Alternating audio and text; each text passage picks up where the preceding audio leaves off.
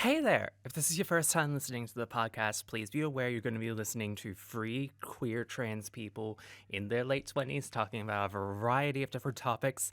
Some of them may be a bit more mature than usual, but listener discretion is advised, and if you're under the age of 18, stop fucking listening. I'm not even joking about this right now. Get the fuck out! But for those of you remaining, enjoy the show. Chloe, how are we in the setup? How do we sound? Have you been testing, or do you want us to test real quick? Yes, I have been testing. You've all been coming through pretty good. I have been coming through pretty good, so that is good. But yeah, Jazzy's coming through pretty good. I love that we have a precedent. Fucking yes, the two of us are coming through pretty good, and you are also coming through pretty good. Listen, after that one time, I don't trust myself. We have a fucking precedent for this. Listen, after that one time where for some reason my fucking microphone wasn't coming through, that's just been the precedent now. It's just like, oh yeah, you and Jazzy are coming through just fine, and I'm coming through just fine as well. That's also very important. Yeah. Indeed. Welcome to the Chaotically Queer podcast, where everything that can go wrong does go wrong. I'm Missy. Shit, she's finally done it again!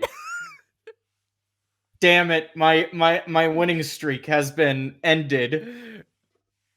Listen, as long as someone does it, okay? As long as the job gets done, I am happy. So long as we actually start the podcast, it's started. Yes. It doesn't matter if it's fucking recording or not. It doesn't matter if we're talking about shit for an entire hour. We could basically be going for like an hour into the podcast. We'd get right to the end. And then someone says, welcome to the podcast. Yes! Watch that actually happen one day. We're just gonna get so caught up in a conversation or a tangent. One of us will just be like, oh shit, we didn't say welcome to the podcast, did we? Welcome to the podcast, bye! I don't think that would actually happen. Because we're all too committed to the bit, we would have to premeditate that. Right. We would all have to agree on, like, an honor code that none of us hits that button until we're about to end. Fair. Wouldn't that be wild, though? That would be kind of wild, honestly. But I'm also just like, we would all have to commit to that bit, and I don't know if we could commit to that bit. Because we're three impulsive bitches? I'm not that impulsive, look, she says with a chuckle. Look, we're all neurodivergent trans girls of some variety. She lied as easily as she breathed. Missy, how dare you call me out for my lying that you are probably correct on assuming? You sit on a throne of lies, Jazzy Oliver. You sit on a throne of lies. No, I sit on a desk chair, thank you very much. What kind of desk chair? Listen, I just sit in general. It's a swivelly desk chair. The best kind. Nice. So in every episode we've ever recorded, while we've been recording, I've just been like slightly spinning the chair most of the time. Oh, same. It's a nice little stim, isn't it? Yeah, same. It's a very nice stim. I don't know anyone who doesn't. Like, I'm almost always either... Like, I'm not swiveling right now because I need to keep my face in general towards the microphone, but I'm almost always, like, bouncing my leg under the desk. Oh, yeah, wait, when you bounce your leg, do you, like, put your feet on, like, the very tip of the foot and then just, like, let it bounce like that? Because that's what happens when I do it. I bounce my heel. My heel is what bounces. My toes stay on the ground, yeah. Yes, that's what I mean. That is what I meant. I just realized with the fact that I have this desk setup and my desk chair and the fact that on the wall behind me there's a bunch of posters, I'm in the perfect position to just do movie and game related YouTube content. Okay, but question, do you want to do that? No. I'll do essays. Really, no. There's a reason I do VTubing as opposed to actual streaming. It means I get to keep my webcam off. Valid. Meanwhile, I have like a dedicated setup in my house for like fucking YouTube videos. Yeah, well, you do actual like professional like video essay bullshit Video stuff. essay. Hey.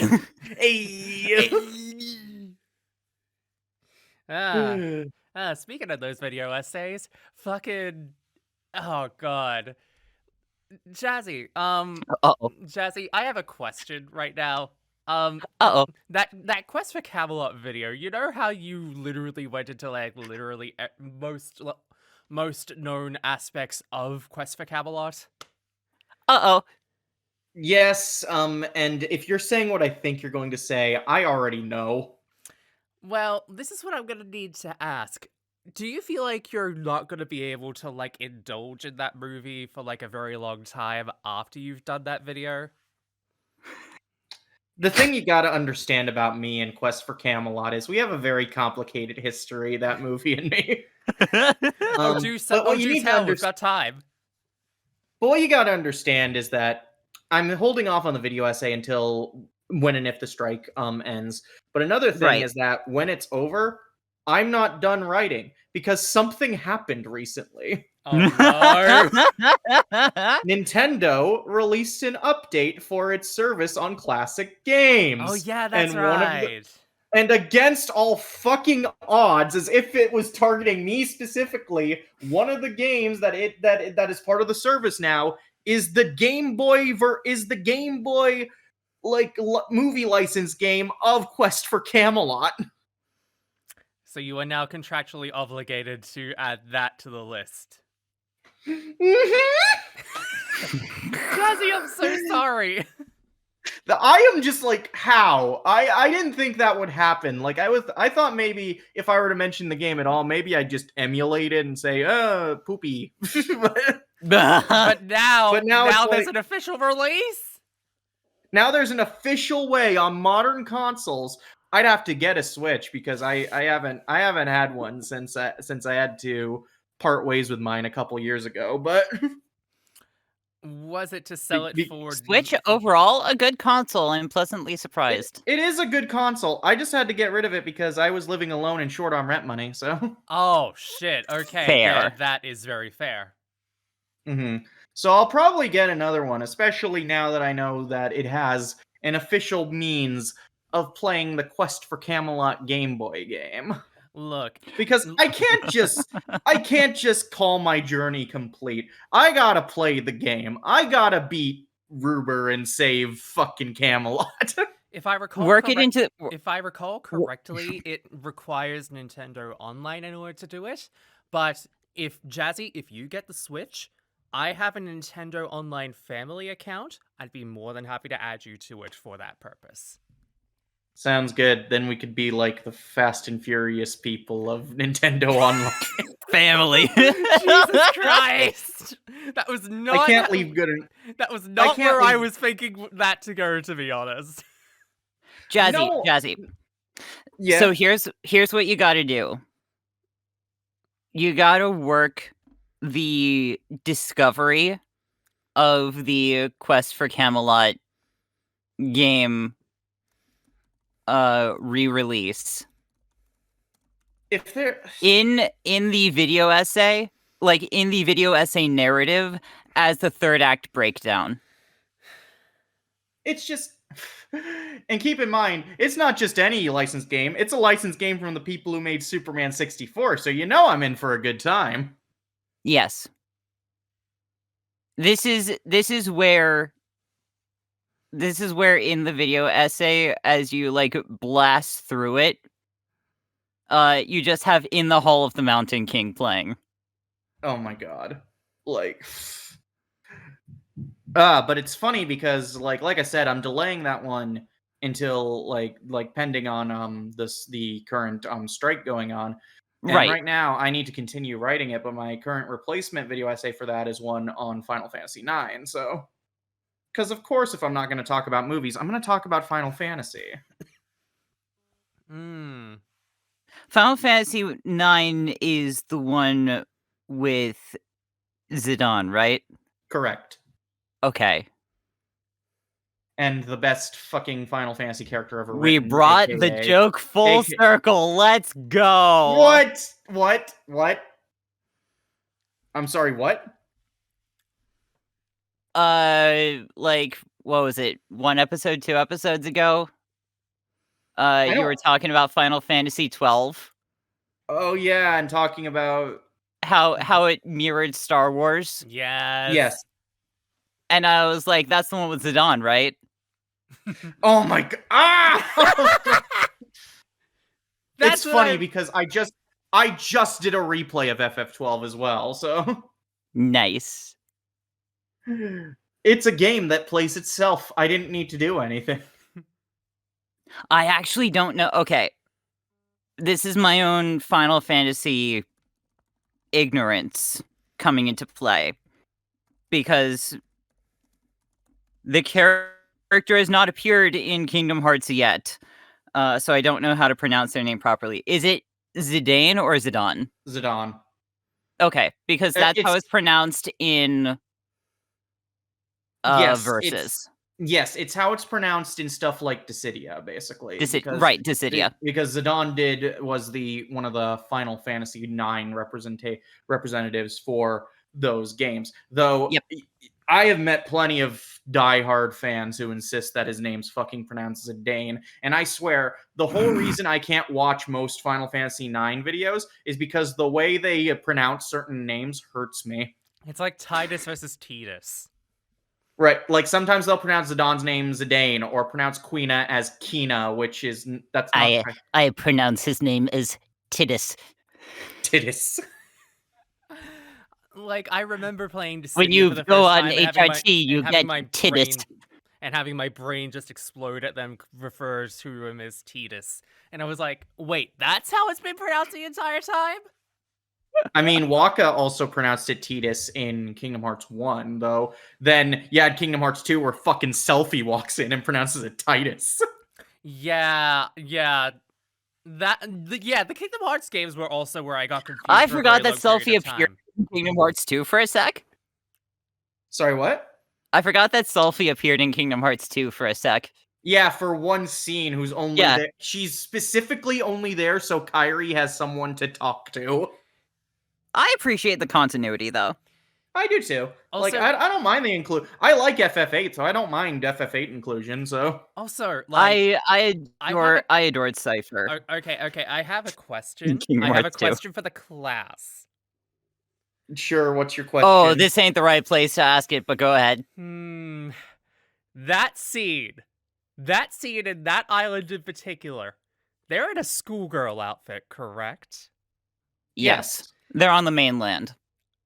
Okay, so they're on the mainland of that world.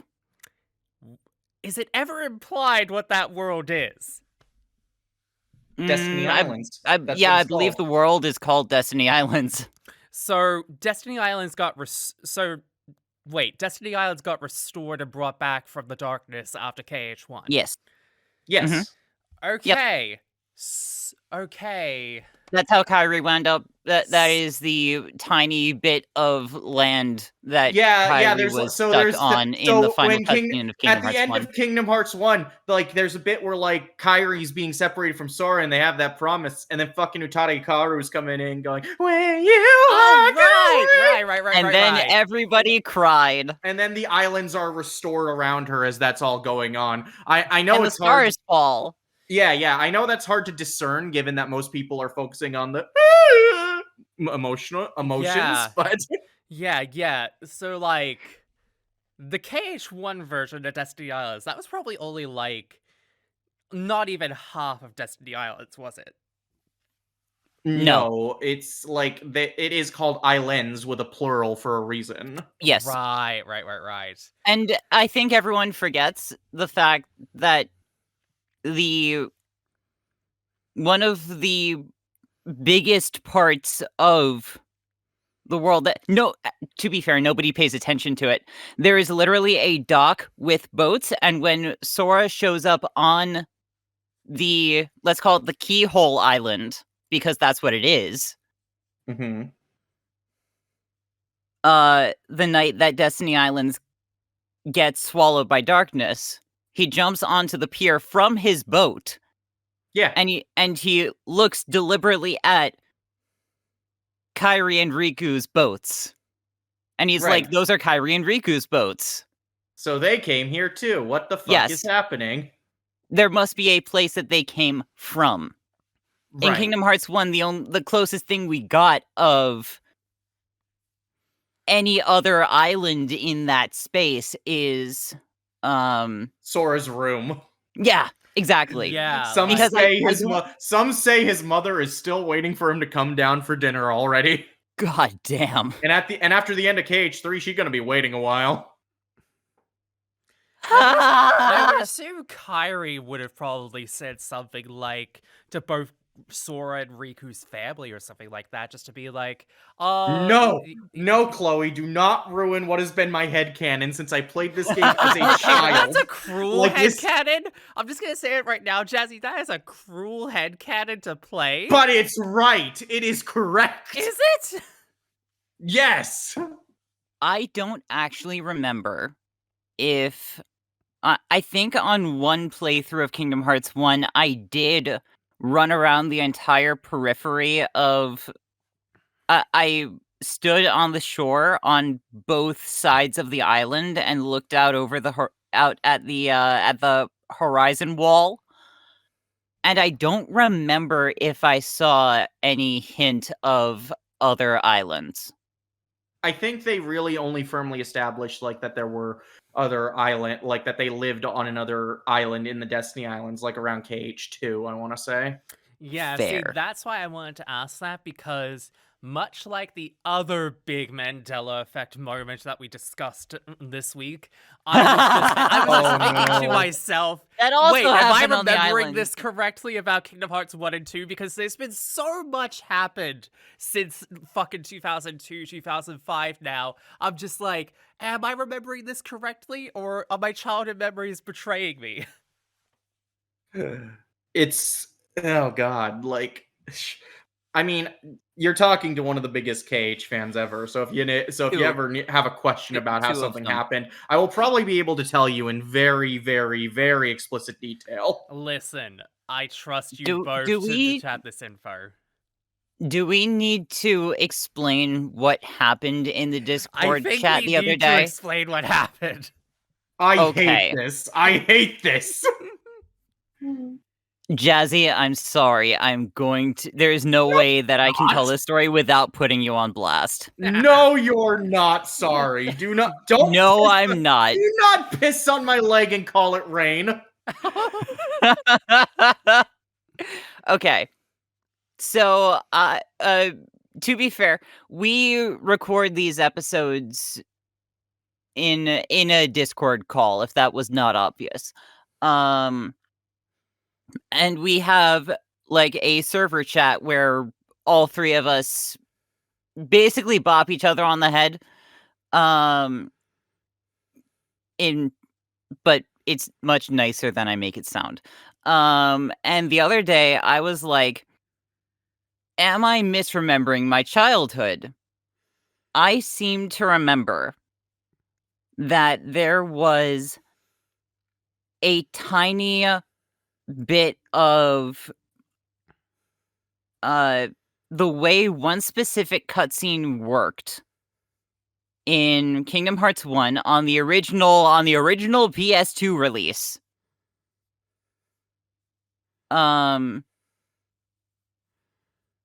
That was edited differently in every other release of Kingdom Hearts 1. Jazzy, you also pointed out... For context, Jazzy just posted me the finger in chat. Yeah, Jazzy just posted a picture of her flipping us off in the chat. Jazzy, you did point out that... oh my god. I'm gonna have to... Okay, I just scrolled up, so I'm not looking at you flipping me off for this entire story. I know, I'm so gorgeous, I distract both of you. I have ADHD anyway, okay? You can't just do this to me.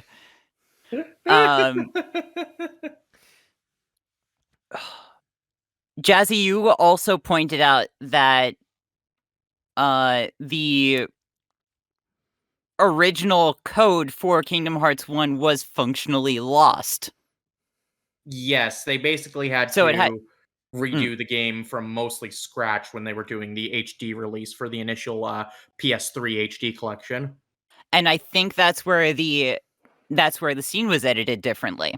Because It's the obvious thing, because every single other re-release, the PS3, PS4 collections, all have that same that re-edited section. Okay, but you haven't even explained what that scene is yet.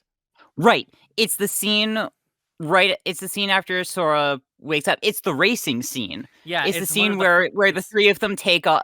Like, we've been introduced to our core 3 characters, Sora, Kairi, Riku.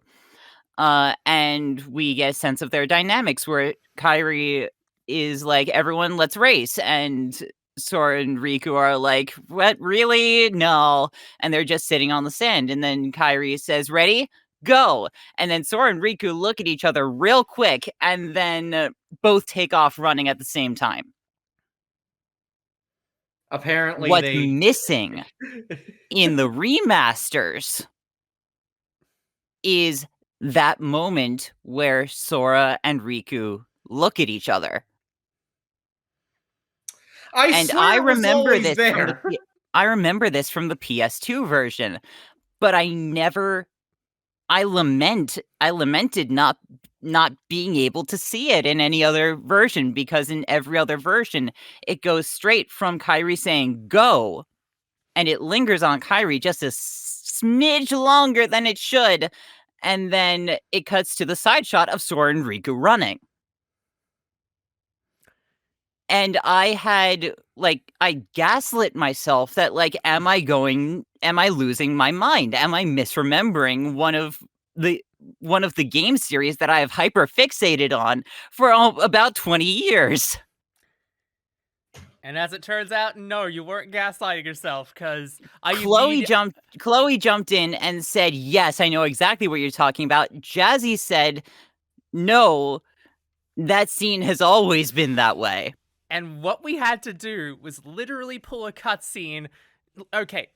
I went on YouTube and found a 14-year-old YouTube video that is ripped from the original PS2 release of Kingdom Hearts 1. Real quick. The exact scene that I was looking for. Real quick, Missy. Yeah. To the people that run fucking KH videos, whoever the fuck y'all are, thank you for archiving that shit like back in the day. God, yes. This is probably like, this wouldn't have been possible.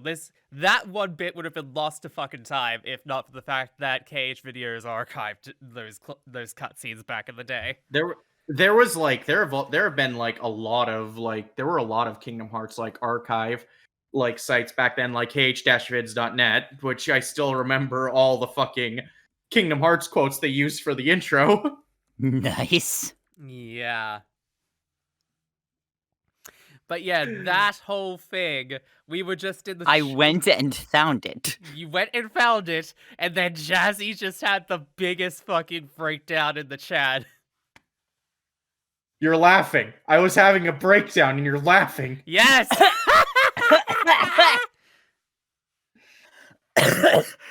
Okay, Missy's laughing a bit too hard right now. I was drinking water, you bitch. Why were you drinking water while you were laughing? While you were laughing wasn't. I was already drinking water. The priorities were already in place, and then Jazzy made me You know that meme photo of the two wolves laughing and the one in the middle looking pissed off? Yes. That's what's going on right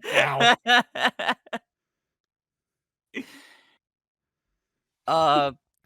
We But need yeah, we need to commission like an us version of that fucking picture. I mean, that could be interchangeable. Like I think every single one of us has had a turn being the one who isn't laughing. I am the fool.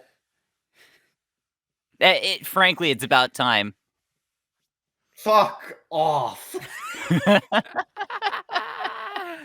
Yeah, so that is the absolute unhingedness that happened earlier this week. That's one way to put it. That's how I'm putting it. Fuck you. Okay. Now that we have explained that whole thing, what's next, I guess? I don't know. I forgot what we were talking about before. I guess speaking of remasters, I've been playing the Final Fantasy ones completely out of order, but Oh yeah, yes. yeah, so I played FF1 some time ago, but then I had an itch to play FF6, so I got the remaster of that and played that, and oh my god. FF6 is so good. Like, I'll say this. So I am very nostalgic for FF6. I have sworn by the original SNES version, despite the iffy translation for years. It's always been my favorite version to play. Pixel Remaster might have just overtaken it. It's Good. so goddamn good. Like, I think it's on the same level of quality. There's some stuff it does I like a bit more. And I gotta say, the reorchestrated music is probably one of the things that pushes it over the line for me. Like, really? Like, the reorchestrated tracks are so good. Like, this is some of the best this great soundtrack has sounded. And they even went as so far as to add vocals to the famous opera scene in the game. Yo, okay.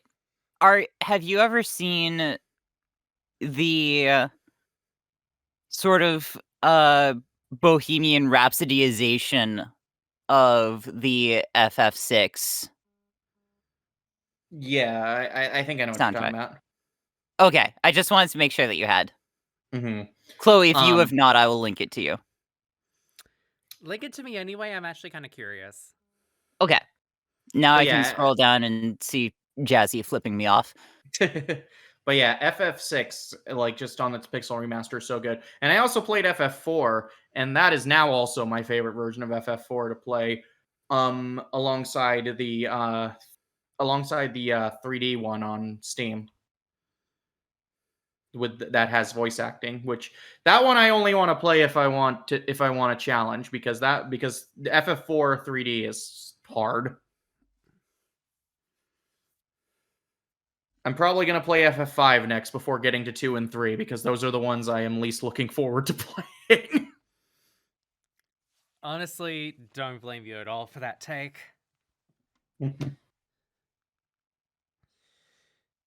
I can't wait to play through the Crystal Tower in FF3 again, she says, screaming internally. Oh, no!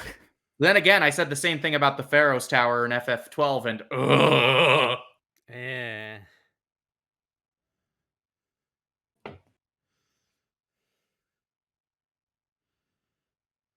God damn it, I'm gonna have to try to find it some other time. All right. But yeah, the thing I noticed when replaying FF12 is, God, that game really does play itself when you know how to use the Gambit system to its full effect. Oh, fun. Okay. Like, I do not understand how 13 is the one that has that reputation when I think 12 is just as guilty, if not more so. Really? I'm spitting hot takes today. Yo, I'm here for it. No, FF12 is a game that... Here's the thing. So, if you haven't played FF12, what the Gambit system is it's basically an AI for the entire party, for all the party members, that you can actively turn on or off. You can play it like normal and select the actions for the characters. But because of how the game functions and how there's no like transition from exploring to battle, and it's all like just in the same screen. It really encourages you to, at the very least, use gambits for the party members you're not directly controlling, like a Donald and Goofy that actually work. Impossible. So what the gambit system does is it basically lets you program the AI for all the party members. So you can basically put in a situation and how an AI the player AI will react to the situation. For example, your healer, you're going to obviously have it as, oh, if a person's health reaches this percentage, use curative magic, and they'll do it. It's very advanced, and I'm actually impressed with it. Like, but here's the thing: you can program gambits into every party member, including the one you're directly controlling. So if you program it if you play your cards right and program it all correctly, which is very easy to do, it is not complicated at all. You can essentially play it that all you're doing is running around and going up to enemies and letting the computer do the rest. That's awesome. I beat the final boss this way. Let's go. All I had to do was occasionally come in and use items that I didn't have like any gambits for their use. So break the game. Break the game. No, break 12 the is game. 12 is so fucking 12 is so fucking breakable. Like, it is not even funny. Good to know. And with the fact that the Zodiac Age, which is the one you're most likely going to be playing if you're playing on modern hardware, considering that has fucking speed modifiers to make the game go faster, well, combat system go brr. Like, let's just say most of the entirety of the final boss was just Vaughn, Bosch, and Ash just all slapping the evil god monster with daggers. This is JoJo's meme. Speaking of breaking things, though, where everyone's just kicking the one guy on the ground. Yes, that's pretty much what FF12 is. Nice. Speaking of breaking things, though, I broke a 13-year streak this week. Oh? Of what? Okay, so, you know One Piece, right? Yes. Yeah? For 13 years, like, ever since I started dedicatedly getting into anime, like, as an avid watcher, I constantly said to people, yeah, I tried getting into it, it's just not my thing. You got into it, didn't you? Yes, the fucking live-action series is the reason why.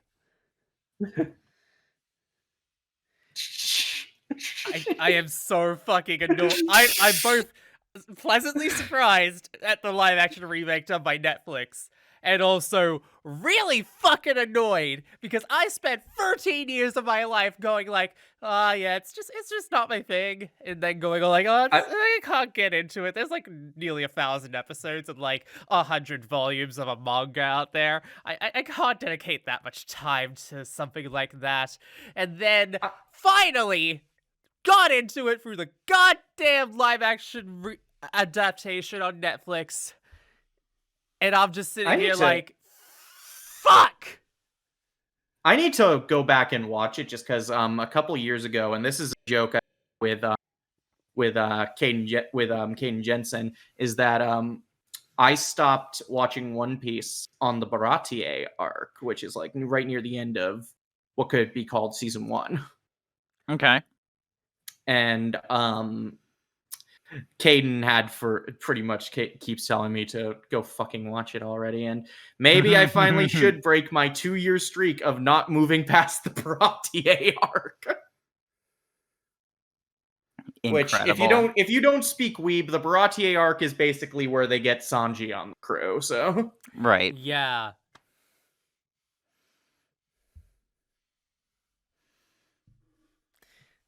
But yeah, like, I've never seen One Piece.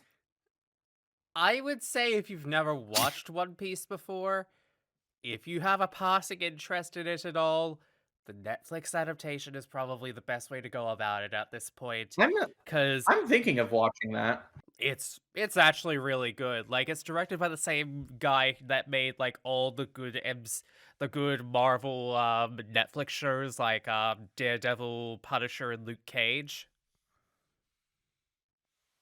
That explains it. And it shows the fight scenes in the thing are like really really good. I just want to make sure, are we clear to talk about this? Oh, right.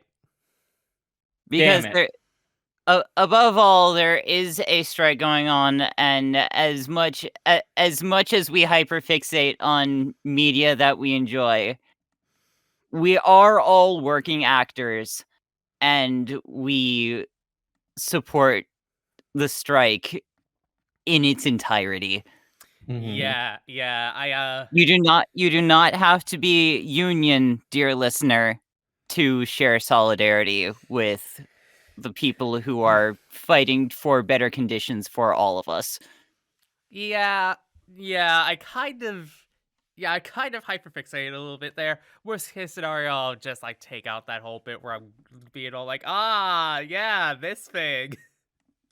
Can All we right. talk about like shows if we're talking about studios doing stupid bullshit? Because a story broke a couple of days ago that might be of interest to talk Drop about. that story. Tell us. So, as some of you know, there's a revival of Totally Spies coming out. Oh, here we no. go.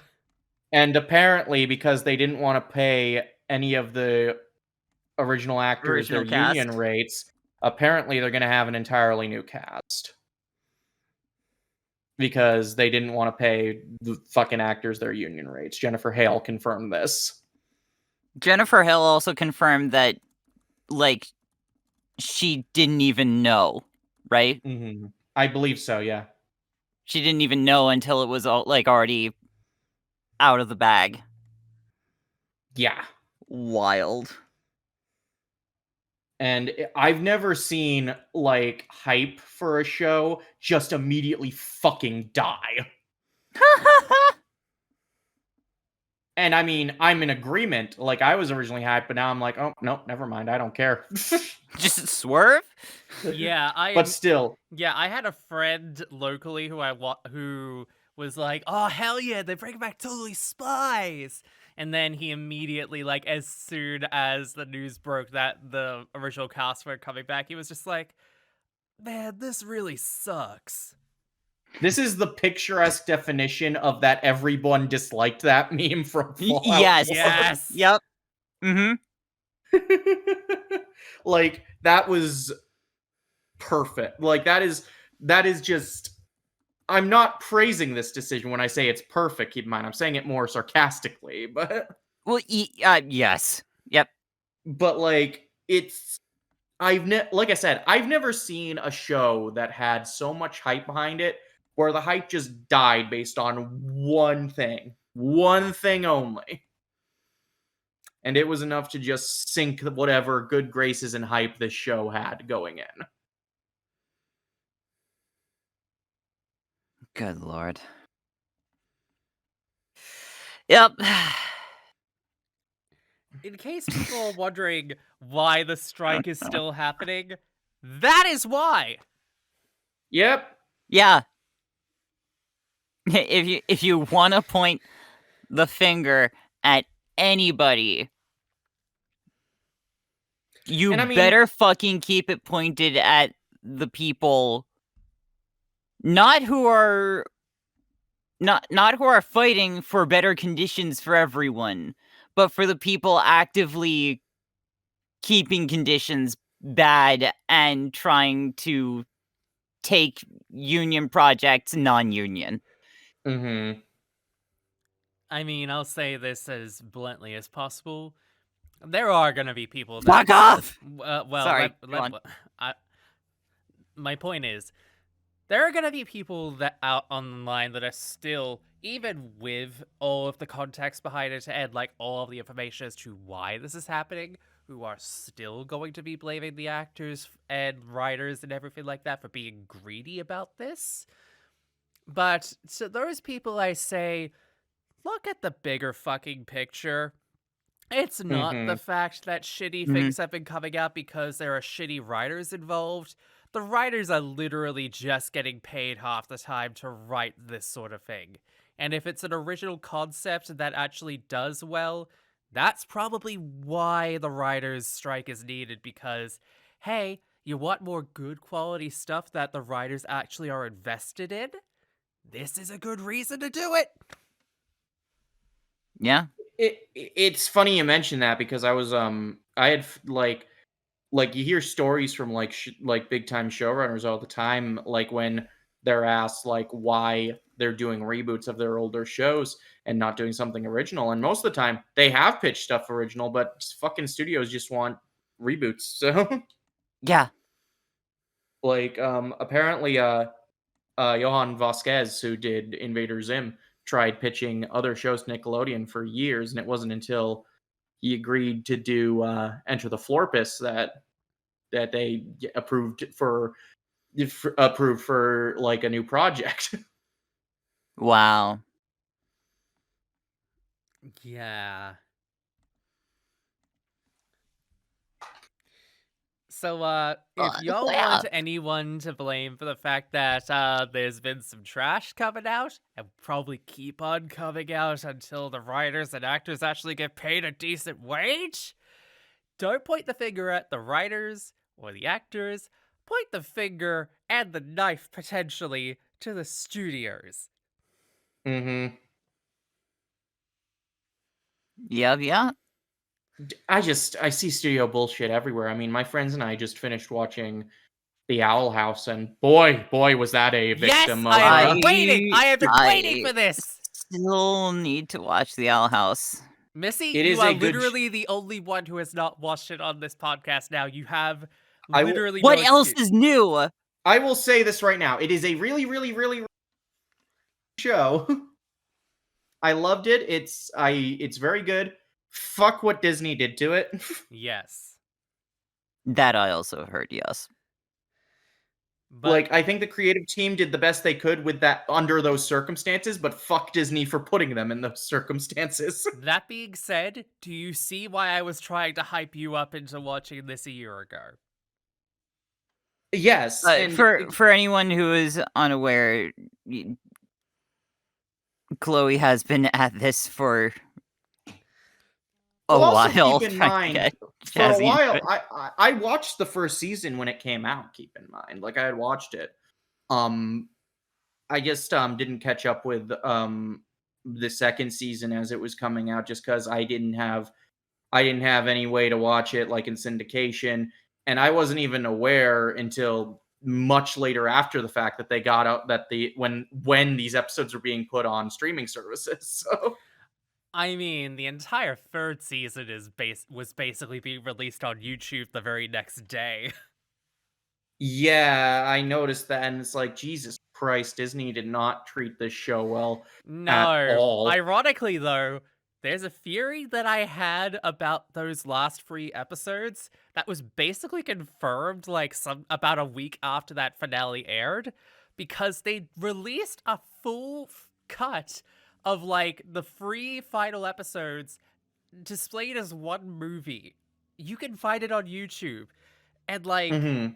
that was basically a theory I had about the last 3 episodes for a very long period of time. Like, I had this going for, like, pretty much, like, after the second episode aired. I was just like, were these just meant to be, like, one cohesive movie and Disney just fuck it and they released it as, like, free specials instead?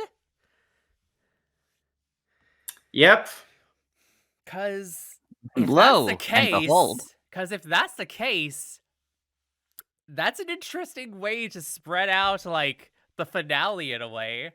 I honestly prefer watching it as, like, one cohesive movie, to be honest. Also, there were points during the last season, quote unquote, where I was getting End of Ava vibes, and that's a good thing because I like End of Ava. So. In what context? None of the fucked up stuff. I'll say that right now. Okay. I may have But to... there's a bit. Oh, yeah? There's a bit during part 2 where like shit's going down and like so many people are in trouble that gave me very much End of Ava vibes.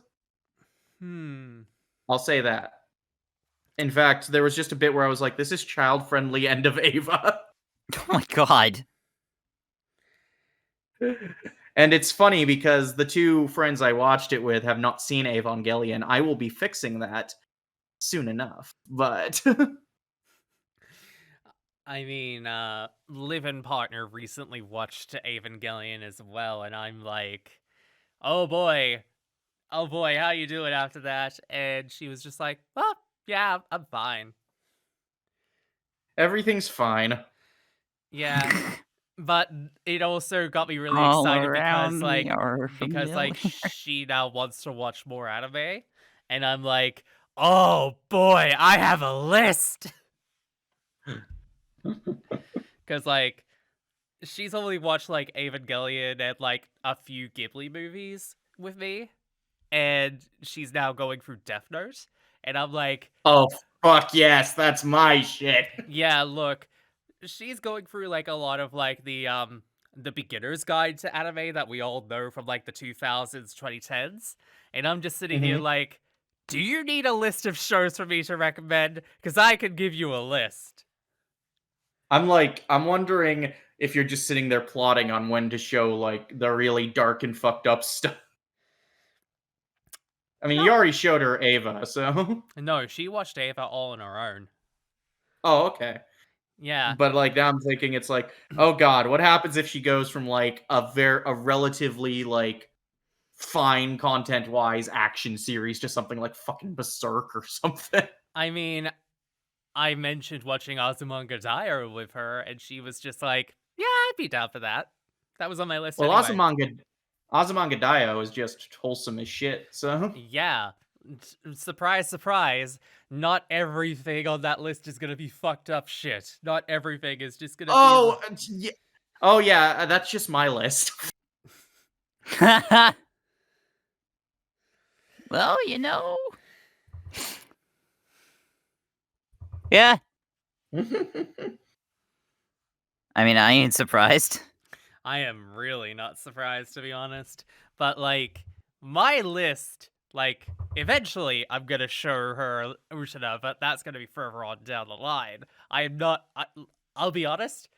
As someone who is literally writing about every single facet of Utena, going back to the point I was making like earlier in this podcast, I am probably not gonna watch like Utena. I'm probably not gonna watch Utena for a year after I'm done with this video. I can imagine, given that it's going, like, in depth and shit, so. Yeah, but then again, I literally have an entire I have like 2 DVD shelves dedicated to anime in our home, and like she's looked at that and just been like, yeah, there's a lot of stuff on here I'd want to watch, and I'm just like, let's go. And one of the first ones she mentioned was fucking Madoka Magica, and I'm like, ooh baby, Oh! which will be like the second partner I have introduced Madoka Magica to. And I'm just sitting here like, y'all ain't ready for this. Every single time. No. Every single time people want to watch Madoka Magica with me, I just go like, y'all ain't ready for this. That's me with Berserk.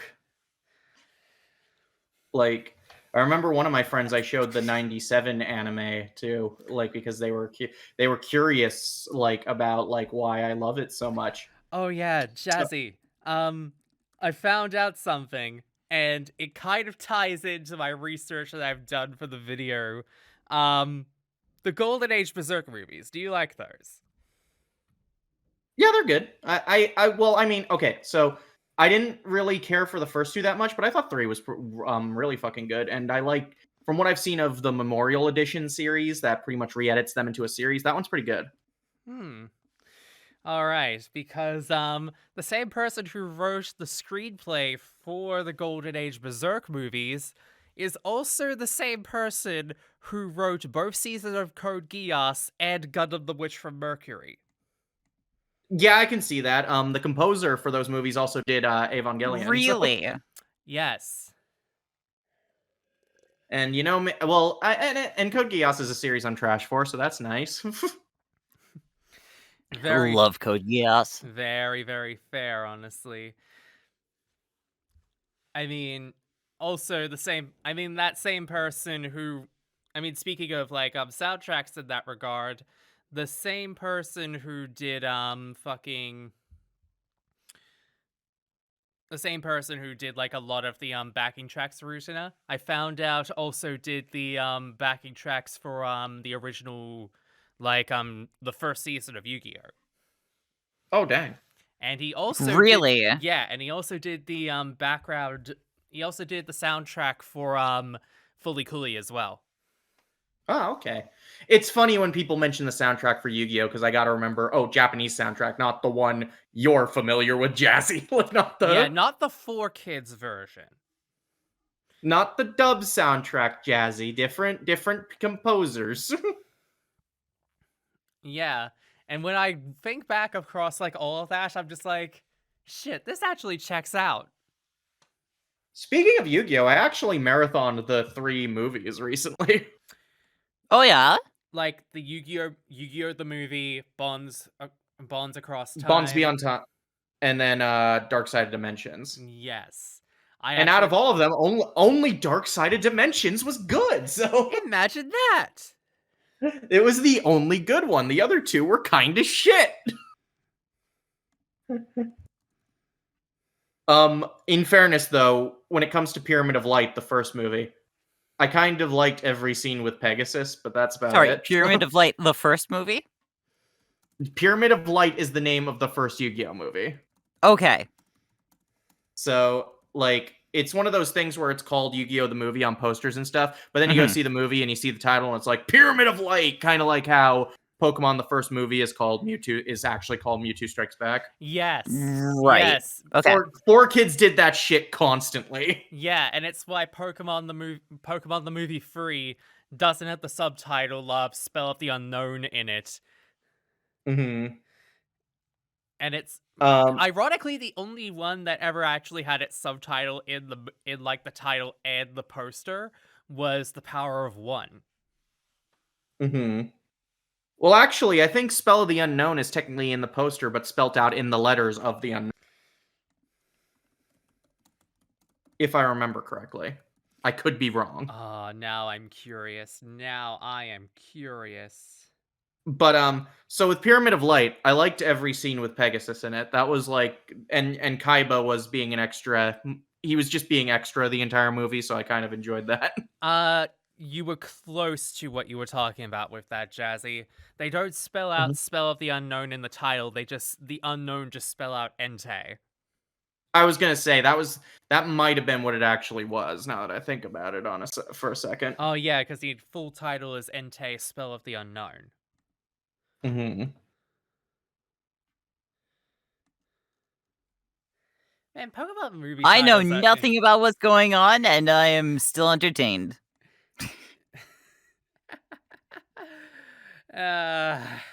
Fucking Pokemon movies are interesting.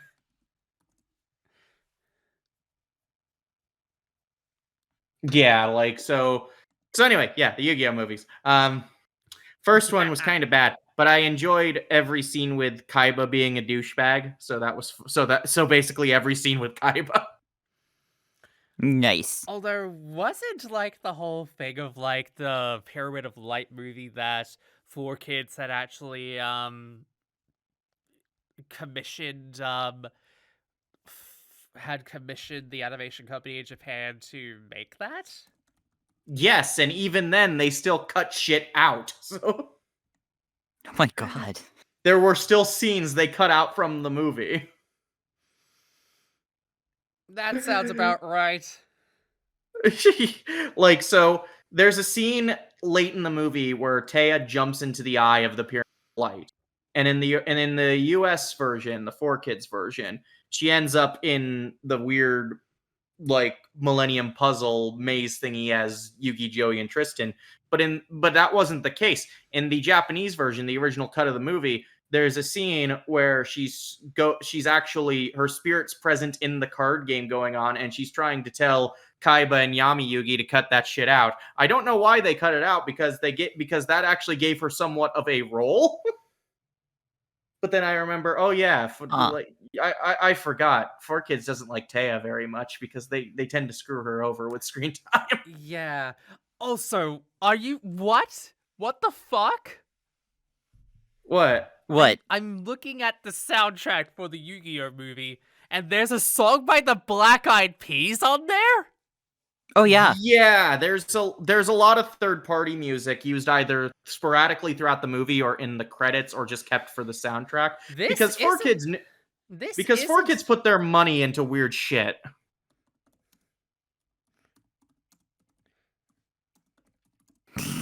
Did you ever hear about how they commission new scenes for their release of Pokemon 4? Yes. How Yes. they commissioned 3 pointless fucking scenes that weren't needed. Yeah. Yeah. One of But which was just Team Rocket dicking around. What? So in Pokemon 4, there were commissioned scenes for the US release that 4Kids commissioned the animation company to make, including just a scene of comic relief with Team Rocket. Like, that was one of them. And then there's also a couple other scenes that are just there to make kind of the twist of the movie that the kid they were hanging with is a young Professor Oak. Mm-hmm. It's more they only exist to make that twist more obvious because it was a bit more vague in the Japanese release. Wow. Like it was obvious it was kind of obvious it was Oak if you paid attention, but it wasn't like Mm-hmm. spelled out. yeah, they basically commissioned that to spell it out to the kids in the audience that, hey, this is Oak. It's that guy you like. It's also why, like, in Pokemon the movie Free, where like fucking fucking Molly's dad comes back at the end, stops being Entei and actually comes back, and their mom also comes back. They've pulled that from being a post-credit sequence to it being in near the beginning of the credits. Yeah, it's the thing with the dad coming back. That was mainly just because they wanted to make that clear to any kids that were watching the movie and leaving as soon as the credits rolled, which I'm not terribly against. The changes in 3 were actually pretty minimal, so no wonder it's the Yeah. best one. Yeah, I was more just saying that that's a pretty similar one to this, even if it wasn't like commissioning new footage or anything like that. Yeah, they did this commissioning of new shit all the fucking time, and it's like, oh gee, I wonder why they went bankrupt. Yeah, they also they also asked for like the Pokemon studio to like make footage specifically for like Puzzle League on the N64. You know what? That's fine because I fucking love Puzzle League. Was like one of my childhood favorites. Same. Like when I rebought my N64 again, Puzzle League was one of the first games I got for it, no lie. If I ever get an N64 again, Puzzle League is definitely on the list because that game was like so good. That game was pretty much like crack for a while. It's like that game's just, and admittedly, it's mainly just Yoshi's Cookie, but with a Pokemon skin on it. But that's fine. Like, yeah, dude, kind of just be like that, to be honest. or I guess it's technically Tetris Attack is what it's called. So they put this game with a lot of different skins on in the early days of gaming. So.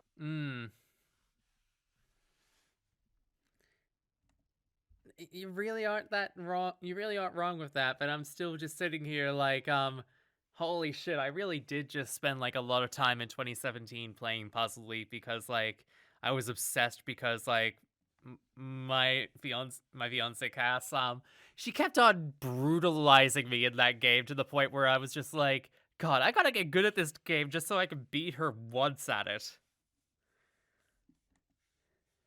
That was like 6 years ago, and I still have not gotten good enough to beat her at Puzzle League once. Like, the longest game I ever had was like, I think like 10 seconds. It's just funny to me that sometimes they'll put like some puzzle games, like some companies will put like an entirely different skin on them just to help them sell better. Like one of the more egregious examples is how Puyo Puyo on the Genesis was for in Japan was turned into Dr. Robotnik's Mean Bean Machine in the US. Yeah, you're not that wrong. And my God, when I had the revelation that means basically Puyo Puyo, it was like the most thing ever. Yeah. Meanwhile, I'm just sitting here like, fuck.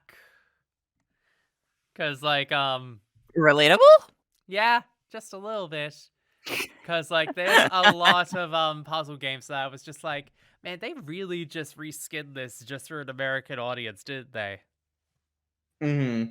And you could tell in the case of Mean Bean Machine because they basically just made all the characters look like they were from the Sonic cartoon, The Adventures of Sonic the Hedgehog, which was airing around the time. Yep. Wow. Video games is fun. Hmm. And is it like Yoshi's Cookie also a reskin? Yes, of Tetris Attack, like I said. Oh yeah, right. So like, Puzzle League is a reskin of the original game. It's wearing so much skin. Oh my God. It's the leather face of puzzle games. Jesus. No! Jesus Christ. And on that note, I was gonna say, if there was any perfect time to start wrapping it up, it would probably be when we're talking about skin. I'm so sorry. no, you're not. Yeah, you're right. I'm We're not. full circle on that, by the way. Yeah, boy. So, have you all been up to anything? Well, Jazzy, I know you've been having a time of it. Yeah, I've been moving mostly, but when I've had time to chill, I've mostly been playing games. Started a replay of Persona 5 Royal to get ready for P3 Reload coming out next year. Hell yeah. Sick. Also, I hear you which might is- be returning to streaming soon. Probably. I need a new computer because this one's kind of shit. So Valid. Nice. I know you're I'll probably, Oh. yeah, I'll probably get back to playing Kingdom Hearts with Shakira if that's the case. Hell yeah, you were just getting to the good shit. Fucking Birth by Sleep, let's go, baby. Well, first it'd be the HD cinematics of 358 Days Over 2, but then Birth by Oh yeah, you Fourth never. fi- Oh yeah, you never Ice got cream around. trio. You never got around to that because of the technical issues, did you? No, I didn't, just because that was when my computer was really starting to act up. So Yeah, I remember now. See, it's been over a year, and I'm just like, wait, there's a reason why. Because I distinctly remember you trying to get the cutscene stream to work, and it just wouldn't. Mm-hmm. Okay. Yeah, we'll probably get to it like soon enough. I just need to either fix the issues with this computer or just get a new one.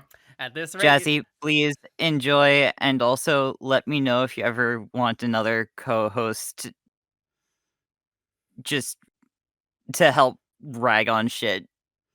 I mean, 'Cause I'd be game for Huh? that. I'd be Hell game for yeah. that.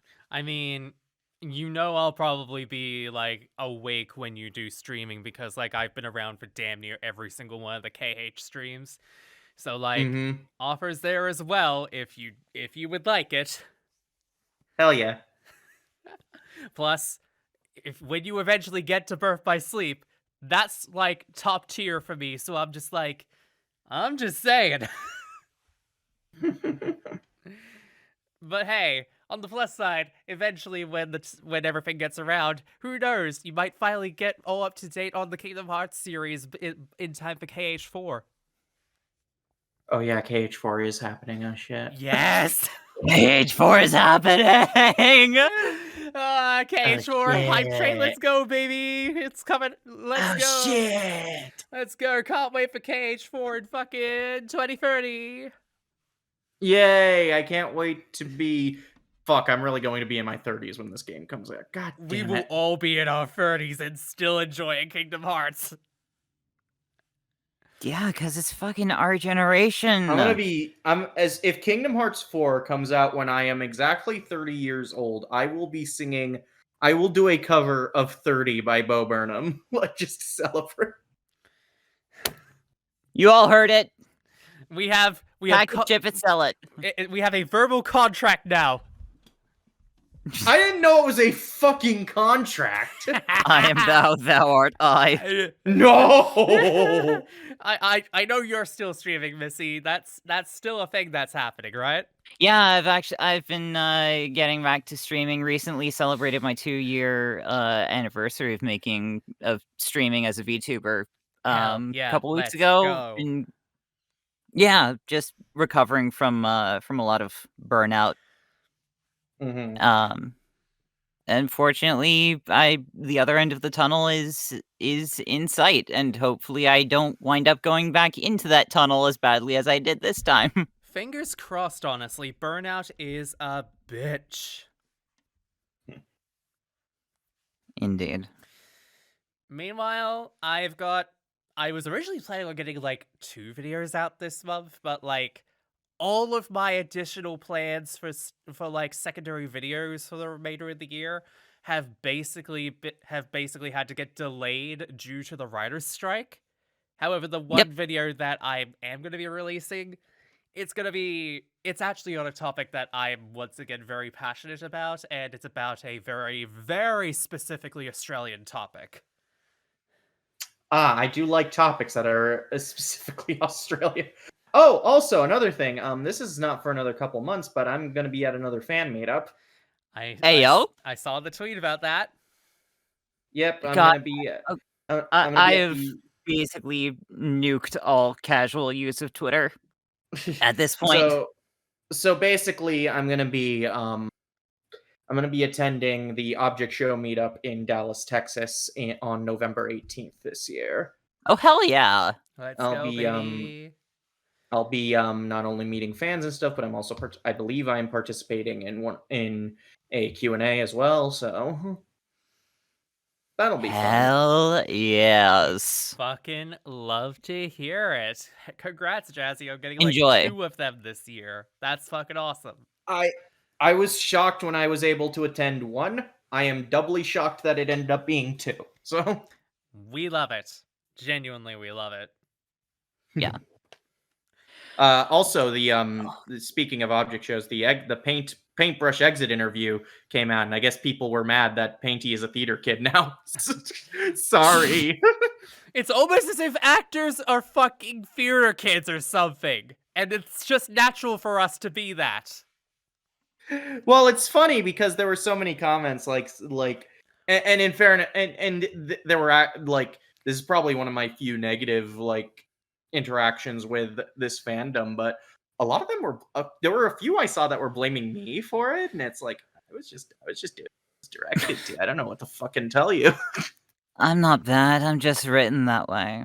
I mean, Oh my wrong, God. but not wrong. Not wrong at all.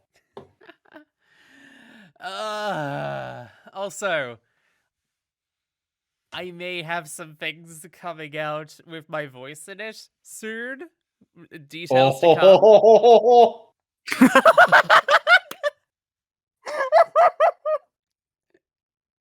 I did not expect that sound. What, the laugh I did? Yes. How dare you assume you can expect things from me? Imagine expecting Yet I anything do from anyway. Jazzy. I am unpredictable. Yes, I'm finally getting my unpredictability back. We love it. We love to hear it. But hell yeah, sounds like there's a lot of good things coming up for all of us here. And on that note, I feel like that might be a good time and a good place to just stop the podcast here. You're doing fantastic, sweetie. With that being said, for myself, for Jazzy, for Missy, thank you all for listening. We will catch you all next month. Don't put words in my mouth. We'll catch you all next month. Take care of yourselves. I don't even know what to fucking say after that one. I am surprisingly at a loss for words. Penis. Bye!